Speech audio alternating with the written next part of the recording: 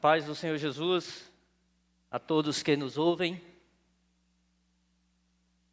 Que Deus os abençoe de forma abundante este dia e sempre. Gostaria de convidar a você e a sua família para que pudesse abrir o Evangelho do Senhor Jesus Cristo, de acordo com o relato de Mateus, capítulo 11. Mateus, capítulo 11, versículos 28 a 30. Mateus 11, de 28 a 30. Eu gostaria de pedir que você depois deixasse a sua Bíblia aberta nesse capítulo. No capítulo 11 de Mateus, para que a gente pudesse acompanhar ainda outros versos. Diz assim a palavra de Deus: Venham a mim todos vocês que estão cansados e sobrecarregados, e eu os aliviarei. Tomem sobre vocês o meu jugo e aprendam de mim, porque sou manso e humilde de coração, e vocês acharão descanso para a sua alma, porque o meu jugo é suave e o meu fardo é leve. Essas palavras foram do Senhor Jesus Cristo.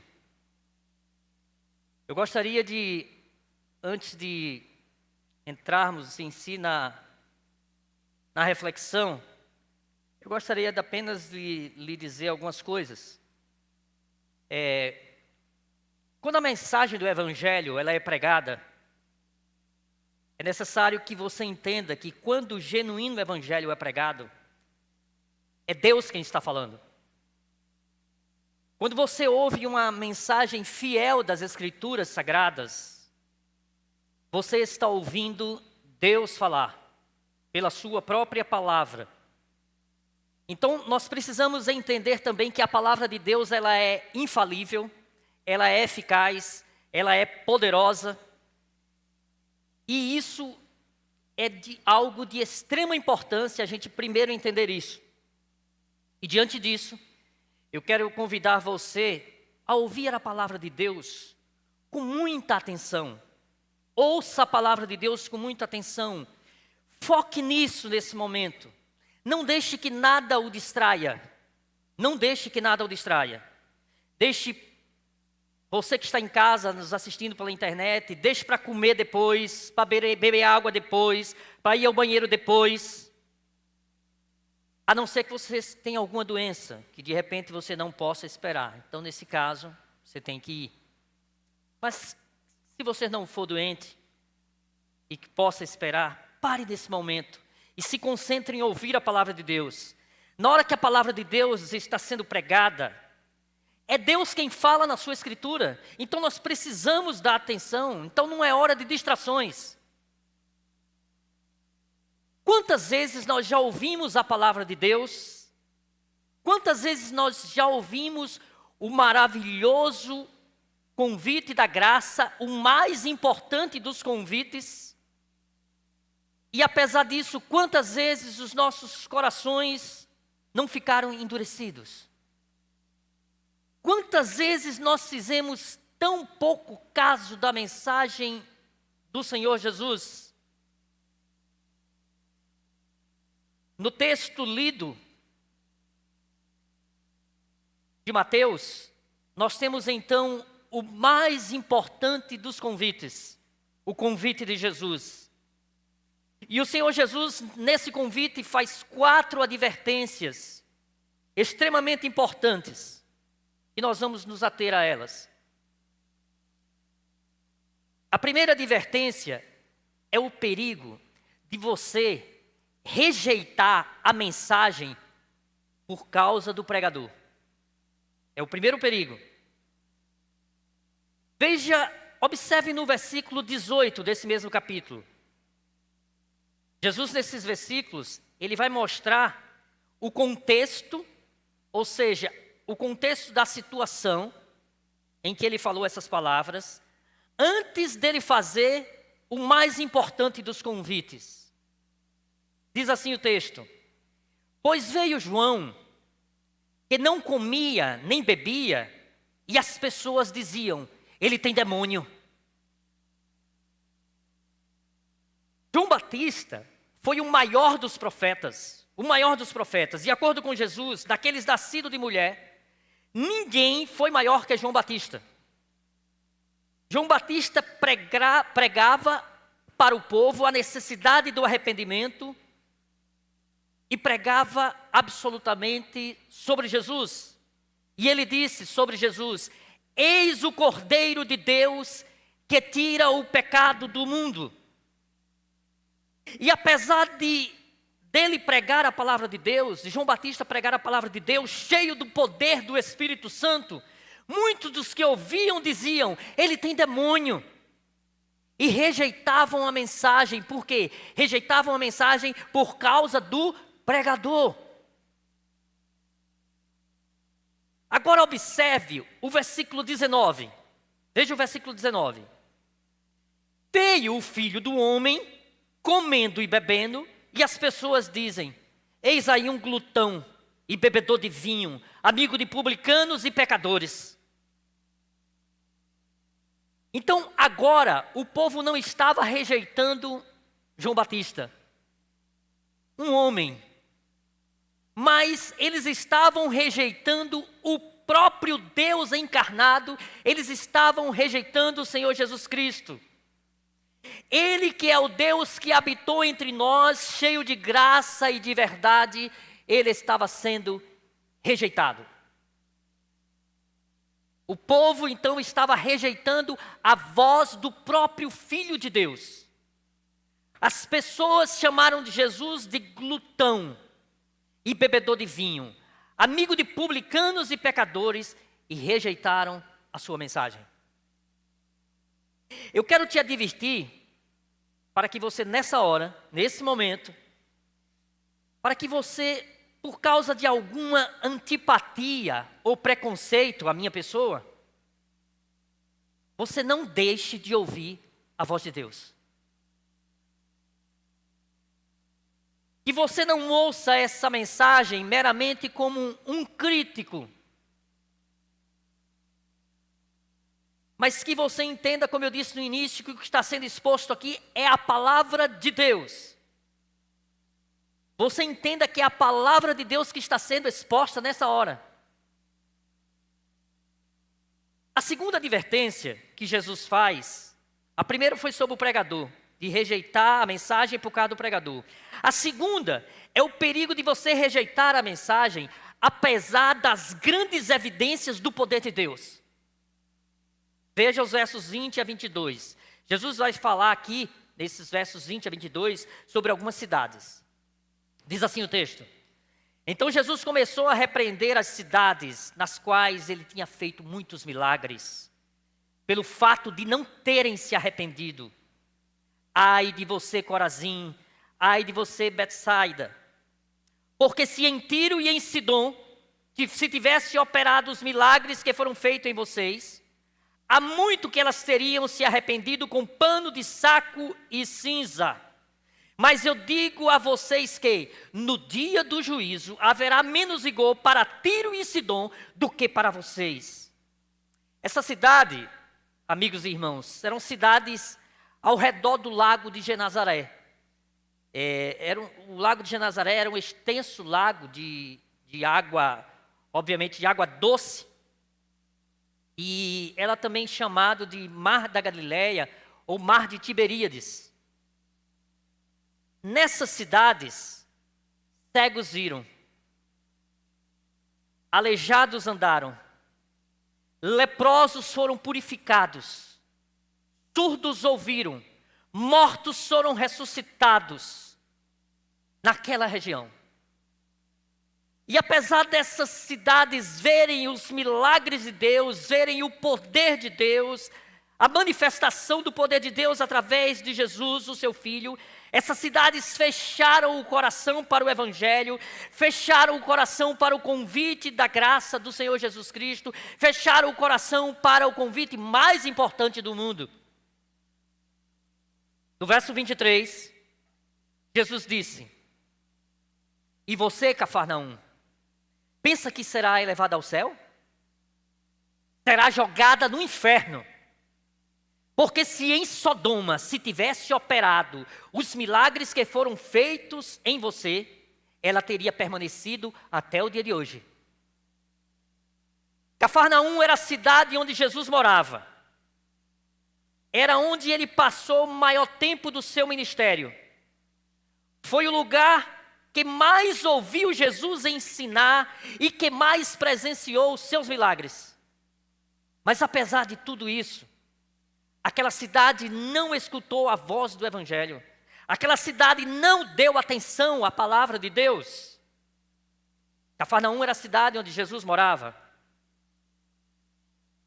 Então, nós precisamos entender esse contexto, para que a gente vá se aprofundando mais no texto lido. Observe, nos versos 22 e 24, Jesus disse que no dia do juízo, haverá menos rigor, então, para quem? Para Tiro, para Sidom e para Sodoma, do que para aqueles que ouviram e viram as maravilhas do poder de Deus e, apesar disso, recusaram a voz do Evangelho. A terceira advertência de Jesus, antes de fazer o convite mais importante do mundo, é o perigo de rejeitar a mensagem por causa do orgulho intelectual. Rejeitar a mensagem por causa do orgulho intelectual. Veja os versos 25 e 26. Por aquele tempo, Jesus exclamou: graças te dou, ó Pai, Senhor do céu e da terra, porque escondeste estas coisas aos sábios e instruídos, e as revelastes aos pequeninos. Sim, ó Pai, porque assim foi do teu agrado. Então, baseado no que acabamos de ler, será que Jesus aqui está censurando o conhecimento, a capacidade intelectual? Será que Jesus aqui está desprezando o conhecimento e exaltando a ignorância, a falta do saber? E é claro que não, é óbvio que não.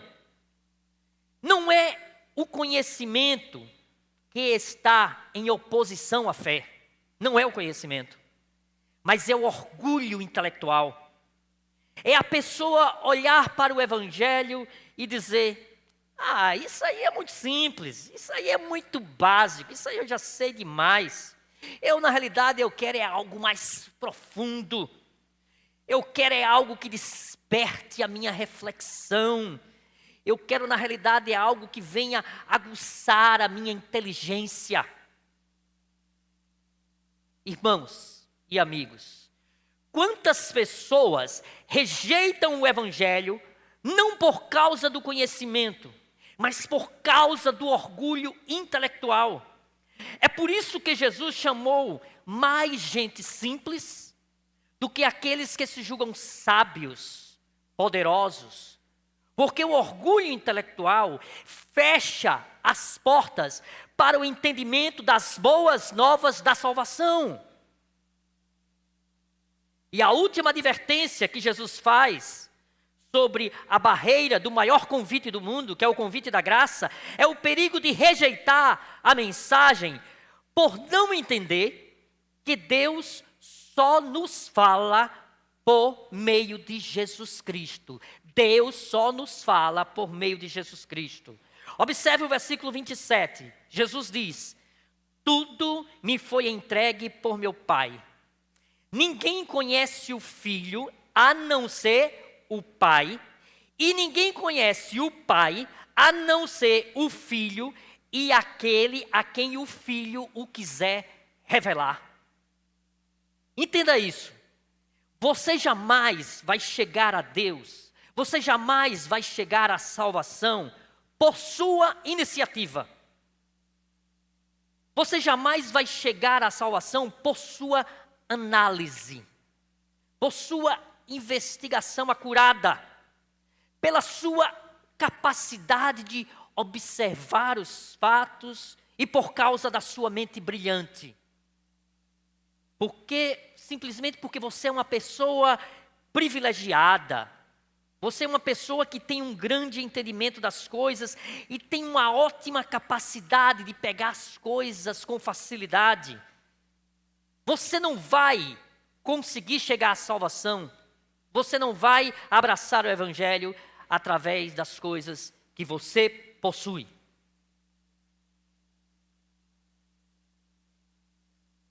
Porque a única maneira de você compreender a graça de Deus, de você compreender o que é o convite mais importante do mundo, que é compreender o Evangelho, você só pode fazer isso se o Filho, o Senhor Jesus, revelar a você o Pai. Ninguém conhece o Pai senão o Filho, e aquele a quem o Filho quiser revelar. E nesse dia, hoje, Jesus Cristo pode revelar a você o Pai.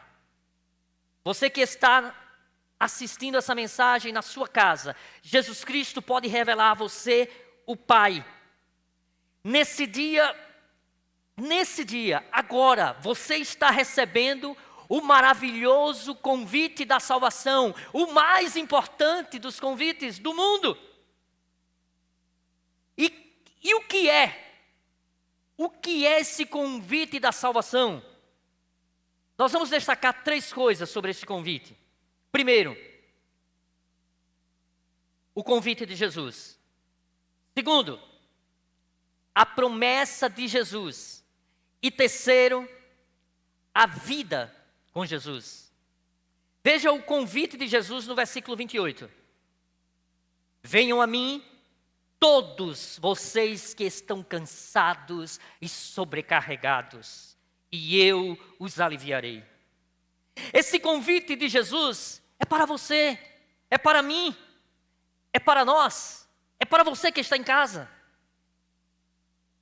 Venham a mim todos, e todos obviamente está incluído aqui rico e pobre, homem do campo, homem da cidade, o jovem e o velho, o doutor e o analfabeto, o alto e o baixo, a criança e o idoso, todos sem distinção.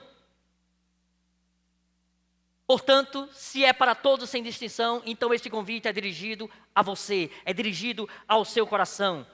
Você que está me ouvindo nesta hora, este convite é para você. E vou deixar bem claro, não sou eu que estou convidando, mas sim o Senhor Jesus Cristo. É o Deus da glória que está convidando você, dizendo: venha a mim. Venham a mim todos vocês que estão cansados e sobrecarregados, e eu vos aliviarei. E esse convite é preciso que você entenda, esse convite é para hoje, esse convite é para agora. Não é para o ano que vem, não é para depois da sua formatura, não é para depois que você casar, não é para amanhã, mas é para agora, é para este momento. Porque nem eu nem você, nós não sabemos o que vai acontecer daqui a pouco. Nós não sabemos se vamos estar vivos daqui a 1 hora. Não sabemos. Eu não sei se chegarei em casa. Por isso que esse convite é para agora. Jesus diz a você: venha a mim. Outro ponto importante é que esse convite que é para você, este convite que é para este dia, para esta hora, o que denota urgência. Quantas pessoas adiam a salvação porque se sentem despreparadas para ela e dizem: eu tenho várias pendências para resolver na minha vida, eu tenho muitas coisas para resolver ainda na minha vida, eu tenho tantos pecados para deixar, eu tenho tantos vícios para deixar, eu tenho vários hábitos que não se compatibilizam com a fé cristã. E talvez você diga assim: depois que eu resolver essas coisas, esses aspectos, essas pendências da minha vida, então eu vou atentar para o convite da salvação. Mas por ora não. Preste atenção. O convite é para você agora, do jeito que você está. É para você com as suas pendências. É para você com os seus pecados, com os seus defeitos, com os seus vícios, com as suas manias, com os seus hábitos terríveis, com as suas fraquezas. Do jeito que você está. Venha a Jesus, se renda a Jesus. Quando a Segunda Guerra Mundial terminou, e os países do eixo, compostos por Alemanha, Itália e Japão, foram derrotados, tendo em vista que bombas atômicas foram lançadas sobre a cidade de Hiroshima e Nagasaki. Então, após esse detonar das bombas nessas cidades, as cidades ficaram arrasadas. O presidente americano Henry Truman e o primeiro-ministro da Inglaterra, Churchill, eles foram ao Japão se encontrar com o imperador Hirohito, para que o Japão assinasse a rendição. Então o imperador Hirohito disse para eles: eu tenho algumas condições antes de assinar a rendição do Japão. O primeiro-ministro da Inglaterra, Winston Churchill, disse a ele: não aceitamos exigências nem condições. Primeiro, assine o tratado de rendição. Depois, reconstruiremos o Japão. Talvez você esteja pensando assim.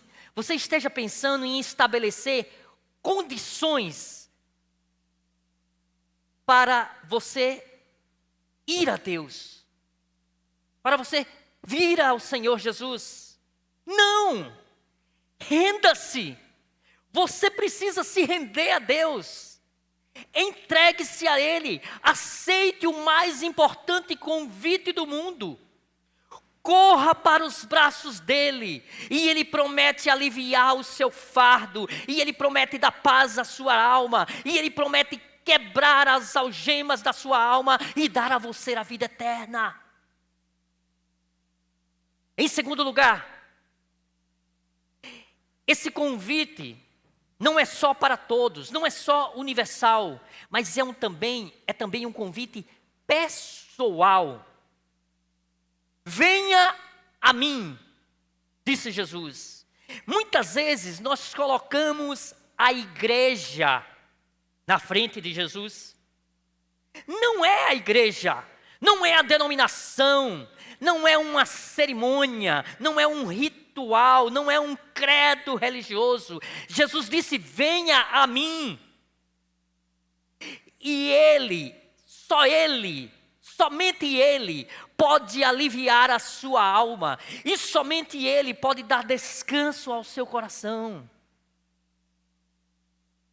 Nenhuma igreja pode reconciliar você com Deus. Nenhuma denominação pode abrir o caminho entre você e Deus. Por isso, Jesus está dizendo a você: venha a mim. Entenda, nenhum santo, nenhum outro mediador, não adianta nada Maria, Pedro, Paulo, João, nenhum dos apóstolos, nenhum dos reformadores, nenhum dos mártires, aqueles que morreram por causa da sua fé, pode trazer descanso para a sua alma. Por isso Jesus está dizendo: venha a mim, é a Ele, é com Ele que você precisa ter uma experiência pessoal, é com Ele. Não é com igreja, não é com uma denominação ou com qualquer outra coisa, é com Ele. Em terceiro lugar, então este convite é universal, este convite é pessoal, mas este convite é para aqueles que têm consciência da sua necessidade. Venham a mim, todos vocês que estão cansados e sobrecarregados. E é claro que Jesus não está falando aqui de cansaço físico, é óbvio que não. Mas Jesus está falando daquele cansaço da alma. Aquele cansaço que você pode dormir em um colchão gostoso, em um quarto aconchegante, em um travesseiro aconchegante, mas mesmo assim você não consegue descansar. Aquele cansaço que você pode tirar umas férias para os melhores lugares do mundo, nos lugares mais aprazíveis, e você não encontrará descanso. Esse descanso você não encontrará em lugar nenhum do mundo. Por isso Jesus está dizendo: se você está cansado, sobrecarregado, venha a mim. Queridos amigos e irmãos, dentro do contexto da época, Jesus está dizendo: vinde a mim, vocês que estão cansados e sobrecarregados de uma religiosidade opressora, farisaica, legalista, onde aqueles líderes religiosos, fariseus e escribas, colocavam fardos e mais fardos sobre os ombros das pessoas. E a religião era uma lista de regras. Não pode isso, não pode aquilo, não pode aquilo outro. E as pessoas iam se tornando cada vez mais religiosas e mais escravas. Elas vão ficando dia após dia. Elas vão ficando mais sobrecarregadas, mais cansadas, vão ficando mais tristes, mais oprimidas. E assim, são milhões e milhões de pessoas hoje em dia. Milhões e bilhões de pessoas cheias de religiosidade, mas que não encontraram alívio no seu coração, que ainda com toda essa religiosidade não encontraram descanso para a sua alma. Jesus está convidando você, que talvez já bateu em tantas portas por aí afora, que já teve tantas experiências frustrantes, desgastantes, você que não tem paz em seu coração, você que talvez tenha uma vida acadêmica brilhante, talvez você tenha um trabalho muito reconhecido pela sociedade, talvez até você ganhe um bom salário, viva em uma ótima residência, talvez você tenha um bom carro, talvez você vista roupas de grifes, talvez você frequente restaurantes requintados na nossa cidade, mas entretanto, ainda não tem paz no seu coração. E Jesus está dizendo a você: venha a mim, venham a mim todos vocês que estão cansados e sobrecarregados, e eu os aliviarei.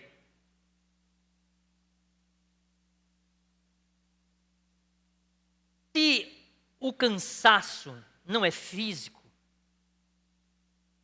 eu pergunto, o que é que cansa? E o que cansa é o pecado cansa demais.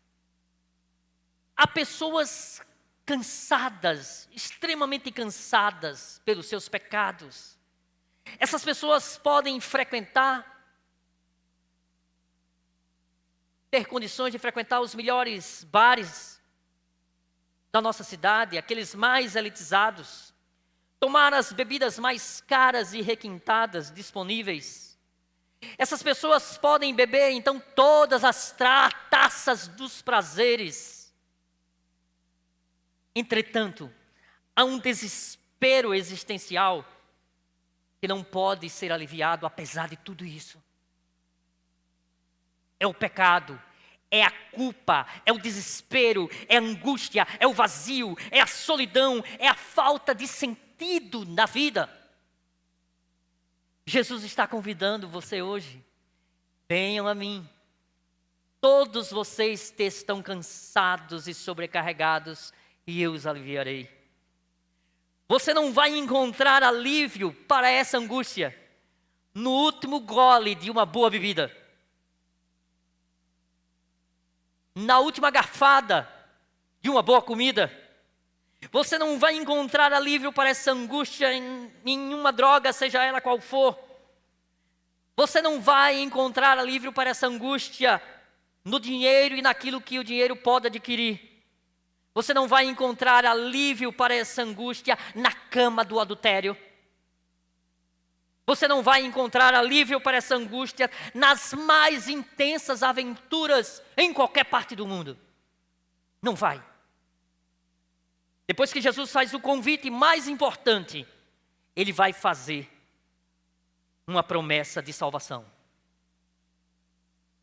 Veja o que Jesus diz. Venham a mim todos vocês que estão cansados e sobrecarregados, e eu vos aliviarei. E vocês acharão descanso para a sua alma. Há tantas pessoas desesperadas hoje. E nessa pandemia que nós estamos vivendo, as coisas só pioraram. Quantas pessoas, pela angústia na alma, até pensam em tirar as suas vidas. E muitos têm tirado. Muitos têm tirado. Houve um homem chamado Agostinho de Hipona, conhecido universalmente como Santo Agostinho. Antes de ser convertido, esse homem levava uma vida extremamente devassa de impureza e aventuras sexuais. Esse homem vivia numa grande angústia. Ele tinha uma mãe chamada Mônica. Essa mulher orou por Agostinho durante 30 anos para a sua conversão. E ela morreu sem ver isso acontecer. Mas um dia, Agostinho pegou a Bíblia e leu. E ele ouviu o mais importante convite do mundo. Ele viu o convite de Jesus e se rendeu a ele. E a sua vida foi liberta das angústias. E a sua vida foi salva. E ele se tornou um dos mais importantes teólogos e filósofos dos primeiros séculos do cristianismo. Analise também a vida de Lutero. Lutero tentava encontrar paz no seu coração através de penitências, através de sacrifícios, através de confissões prolongadas em um confessionário. Quanto mais Lutero se tornava religioso, mais angustiada ficava sua alma, mais pesado o seu coração.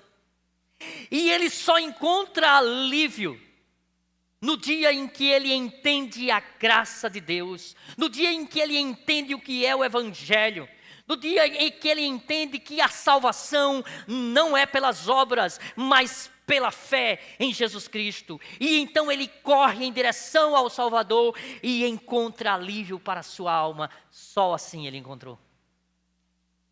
E só assim você vai encontrar. Talvez você que ouve essa mensagem seja religioso. Talvez até muito religioso. Talvez você até seja de uma família tradicional, de alguma igreja, ou da nossa igreja, da Igreja Presbiteriana Jardim das Oliveiras. Talvez você seja filho de crente. Talvez você até seja aluno da escola bíblica dominical.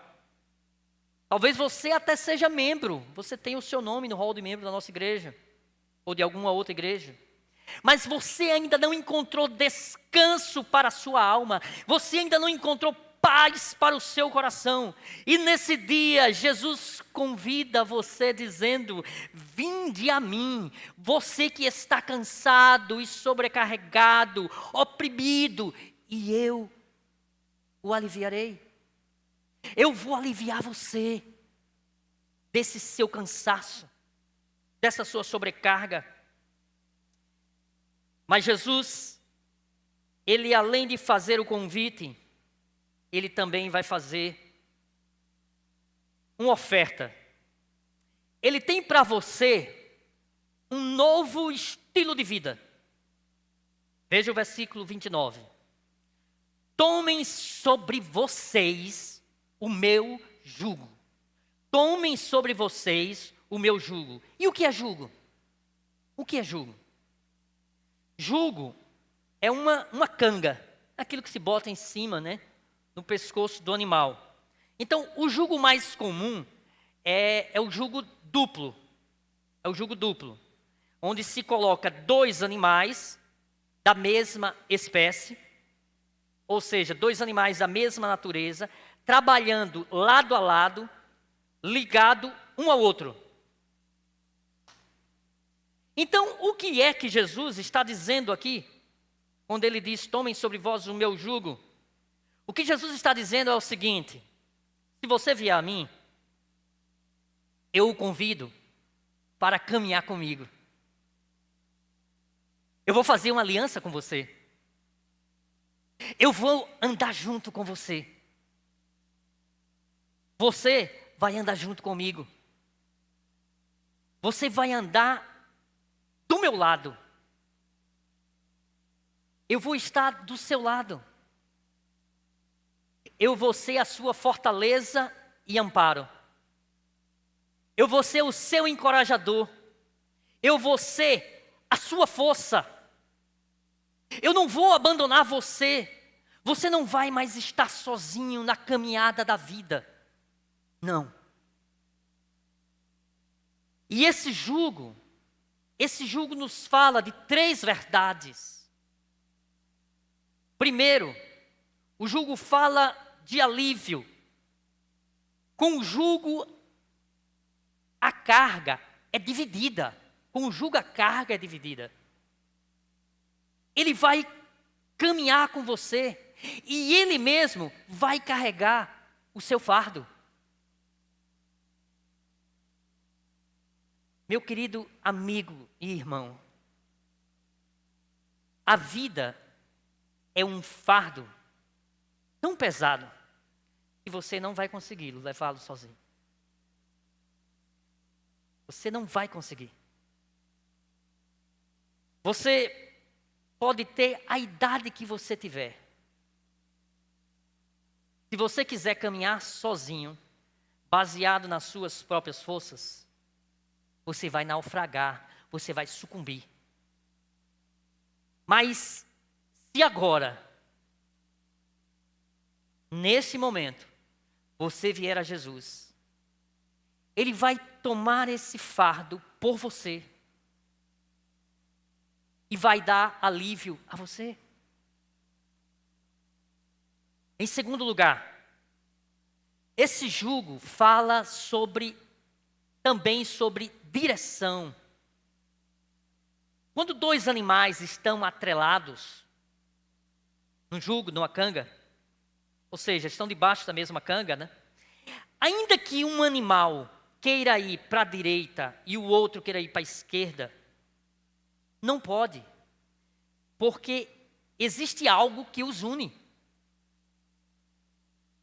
Existe uma aliança, existe um pacto, existe uma comunhão, existe um acordo entre eles, pois eles estão presos no mesmo jugo. Então isso dá direção, isso dá sentido à vida.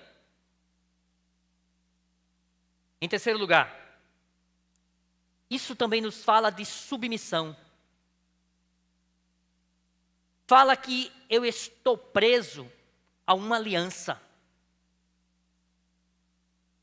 Vou dizer a você o que disse Agostinho, lá no século V depois de Cristo. Agostinho disse assim: quanto mais escravo de Cristo eu sou, mais livre eu me sinto. Você e eu somos escravos. Tenha certeza disso, você e eu somos escravos. Ou somos escravos das nossas paixões, ou somos escravos de Cristo. Ou uma coisa ou outra. Ou eu sou escravo dos meus desejos, ou escravo de Cristo. Ou eu sou escravo do pecado, ou escravo de Cristo. Mas a escravidão de Cristo liberta. A escravidão de Cristo traz alívio. A escravidão de Cristo traz leveza para a alma. A escravidão de Cristo traz direção para a vida. A escravidão de Cristo gera em você a alegria da salvação.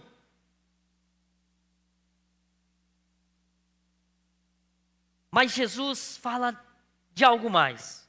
Vamos voltar ao versículo 29. Então, depois de um propósito na vida,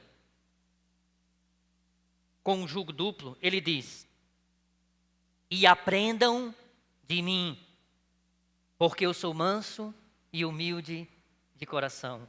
E aprendam de mim. Jesus então está convidando você para um discipulado, caminhando com Ele. Por isso que ele disse: aprendam de mim. E não há projeto de vida melhor do que caminhar aprendendo com Jesus. Buscar aprender dele. Jesus vai dizer para você: olha, presta atenção, veja como eu ando, veja como eu faço, veja as atitudes que eu tomo, veja como eu falo, veja a minha postura. Você vai ter direção. Você agora vai ter um padrão de vida a seguir.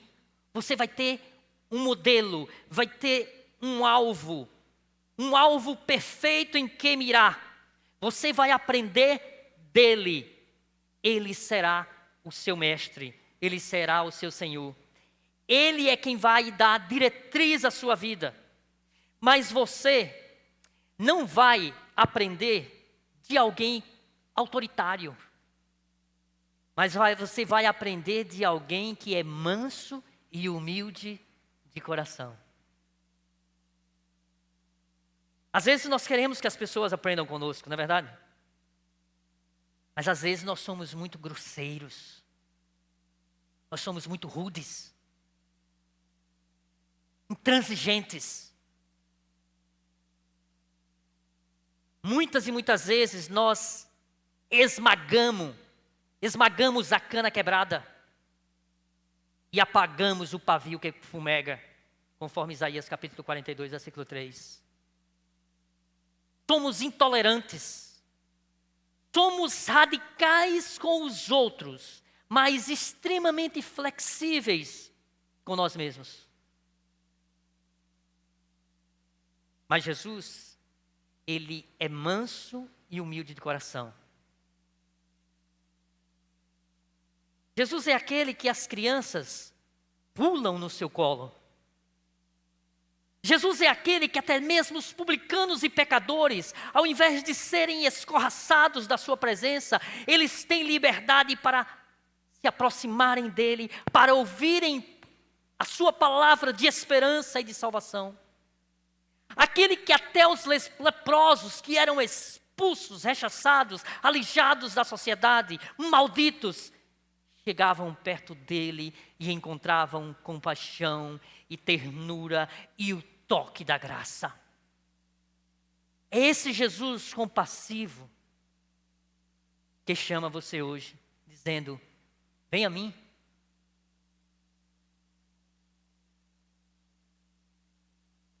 Vamos ilustrar isso com um outro fato na Bíblia. Lá em João, no capítulo 8, em um determinado dia, era madrugada ainda, diz o texto, Jesus estava ensinando na área do templo. E as pessoas sedentas já estavam ali para ouvi-lo falar, aprendendo de Jesus. De repente, os escribas e fariseus conseguem pegar uma mulher em flagrante adultério e a empurram aos pés de Jesus. Aqueles homens, eles não estavam interessados na lei, porque se tivessem interessados na lei, eles teriam trazido também o homem adúltero, o homem que adulterou com ela. Porque assim dizia a lei. Mas não, só trouxeram a mulher, só trouxeram talvez a parte mais fraca que eles podiam facilmente dominar. Eles não estavam também interessados em Jesus. Não estavam interessados naquela mulher. Não estavam. Na verdade, eles estavam interessados em usar aquela mulher, aquela situação, melhor dizendo, de uma forma maldosa, venenosa, apenas para colocar Jesus em uma situação extremamente embaraçosa. Então eles jogam aquela mulher aos pés de Jesus e dizem: a lei ordena que tais pessoas sejam apedrejadas. E você, o que diz? Jesus não respondeu.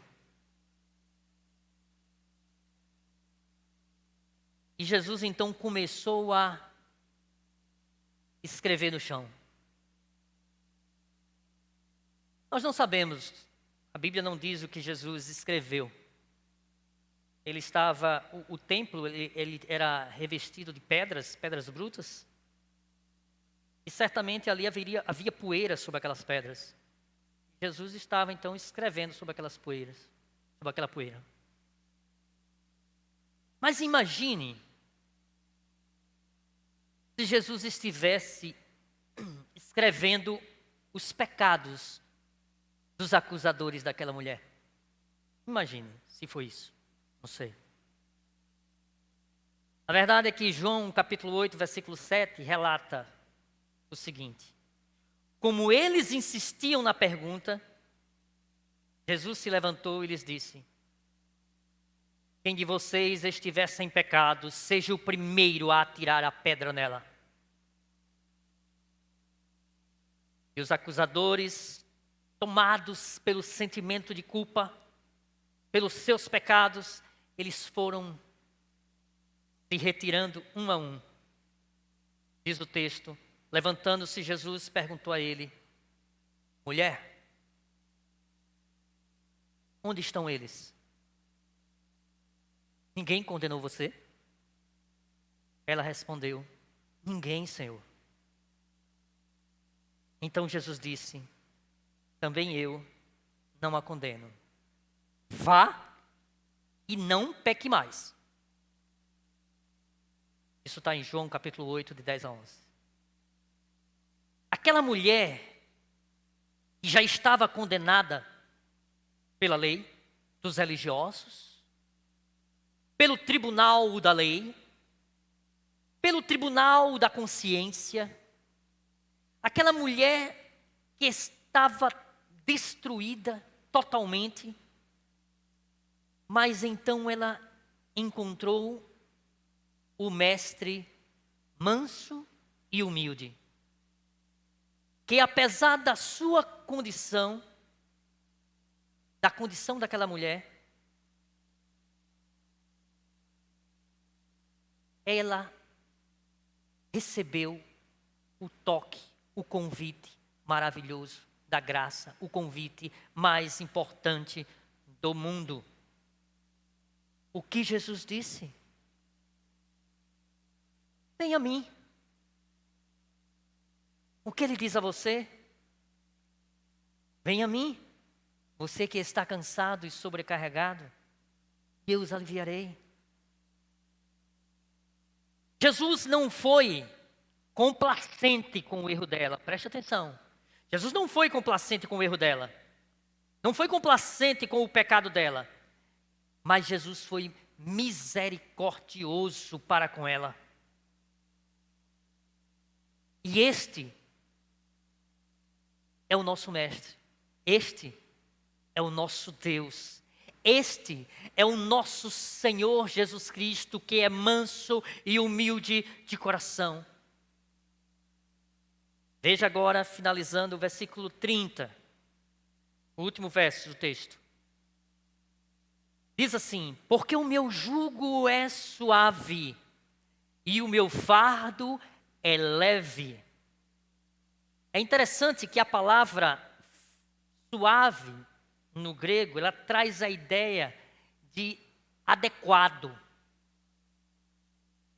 Traz a ideia de adequado. Traz a ideia de feito sobre medida. Então preste atenção. Naquela época, a maioria dos animais que trabalhavam no campo eram bois. E então, se levava, se chamava um carpinteiro, para o carpinteiro tirar o molde do pescoço do boi. O carpinteiro ia tirar o molde do pescoço do boi. Para quê? Para então, com esse molde, fazer um jugo, fazer uma canga adequada. Uma canga sob medida. Por quê? Para não esfolar o pescoço do boi. Para não machucar o pescoço do boi e tornar o fardo para o boi pior ainda, cada vez pior. E lembre uma coisa, lembre que Jesus foi carpinteiro. Então, é possível que nos anos que Jesus trabalhou lá na carpintaria, em Nazaré, é possível que Jesus tenha atendido muitos fazendeiros, muitas pessoas lá do campo, que aravam suas terras, e que talvez tenham chamado Jesus para fazer o molde da canga, do jugo, dos seus animais. É possível. Encerrando, o que eu quero dizer para você nesta hora é o seguinte. Jesus convida você. E Ele está dizendo a você, se você vier a mim, a vida que eu vou oferecer a você é uma vida adequada. É uma vida sob medida. Jesus não vai tratar você como um qualquer. Não. Jesus não vai tratar você como se você fosse uma massa de pessoas. Não. Jesus conhece você. Jesus conhece o seu passado, conhece o seu presente, conhece o seu futuro. Jesus conhece as suas fraquezas, conhece os seus pecados, conhece as suas limitações, conhece as suas emoções, conhece as suas angústias, conhece aquilo que se passa no mais íntimo do seu coração. Então, Ele está dizendo, se você vier a mim, eu vou tratar você de forma pessoal, de forma individualizada, de forma particular. O meu jugo vai encaixar direitinho em você. Não vai machucar você.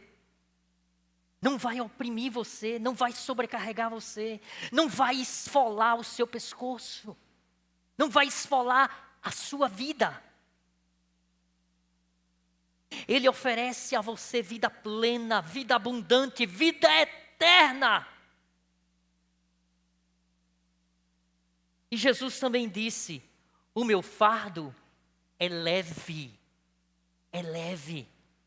E por que o fardo de Jesus é leve? De que fardo Jesus está falando aqui?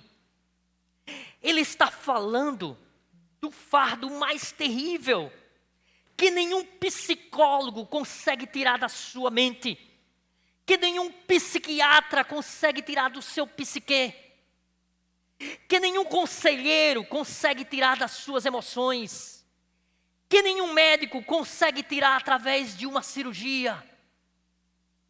Ele está falando de um fardo que somente Ele pode tirar, e esse fardo são os seus pecados. E por que o fardo de Jesus é leve? É porque Ele levou esse fardo sobre a cruz. Ele arrancou o fardo que era nosso e levou sobre o madeiro no seu próprio corpo. Todo esse fardo dos seus pecados, das suas transgressões, Jesus levou para o madeiro. A Bíblia diz que Ele foi transpassado lá na cruz pelos nossos pecados. Foi transpassado pelos meus pecados, pelos seus pecados. Ele morreu pelos nossos pecados, para que esse fardo não estivesse mais sobre nós.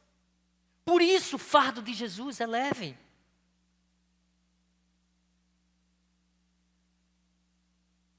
Se você, nesse dia, nesta hora, atentar para o mais importante convite do mundo, o convite de Jesus. Se você ouvir a voz de Deus, se você se render ao Senhor Jesus, agora mesmo, esse fardo que oprime você vai sair das suas costas.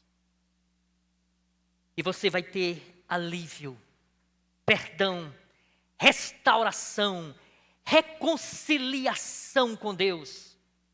E você vai desfrutar da felicidade do que é ter uma vida eterna. Não deixe para amanhã. Você não sabe se o amanhã chegará. Então toma a decisão. Agora.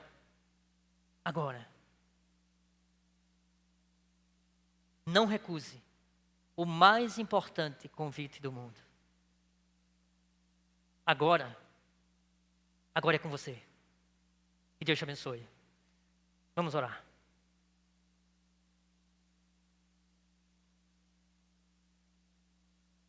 Amado Pai, muito obrigado a Deus porque o Senhor enviou o Teu Filho, porque o Teu Filho se encarnou e habitou entre nós, porque o Teu Filho veio buscar e salvar o que havia sido perdido, veio buscar e salvar aqueles que se distanciaram do Senhor. Muito obrigado, ó Pai, pelo convite maravilhoso do Senhor Jesus, o convite mais importante do mundo. Muito obrigado por esse convite tão maravilhoso da sua graça. Ó amado Deus, nesta hora, eu rogo que o Teu Espírito Santo, Pai, o Teu Espírito Santo que tem o poder de fazer de um vale de ossos secos surgir vidas. Portanto, ó Deus, em nome de Jesus, eu rogo, ó Pai, que o Senhor tenha misericórdia, ó Deus. Que o Senhor tenha misericórdia daqueles que ainda estão mortos nos seus delitos e pecados. Daqueles que estão cegos diante da mensagem tão maravilhosa do Evangelho. Que Teu Espírito, ó Deus, dê a essas pessoas essa consciência. Que o Senhor opere, ó Deus, o arrependimento genuíno. E que o Senhor derrame o dom da fé, Pai. Deus, em nome de Jesus, tem misericórdia, ó Deus, dessa vida, dessas vidas. Tem misericórdia, ó Deus, da minha vida. Tem misericórdia, Pai, do Teu povo. E fala poderosamente aos corações. De forma, ó Deus, que a Tua palavra, Senhor, possa produzir de forma abundante frutos para a glória do Senhor.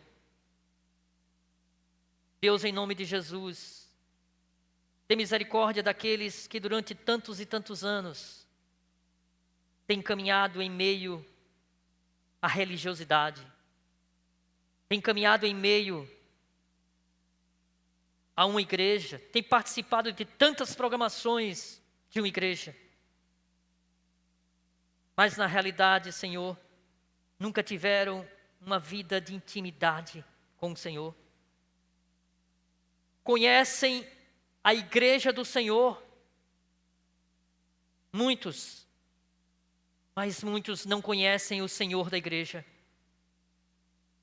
Ó Deus amado, em nome de Jesus, faz em nós, Senhor, o que ninguém pode fazer. Eu te peço humildemente, Senhor, no nome de Jesus, o nosso amado Mestre, aquele que é manso e humilde de coração, a quem seja dada toda a honra, toda a glória e todo o louvor pelos séculos dos séculos. Amém. Deus abençoe.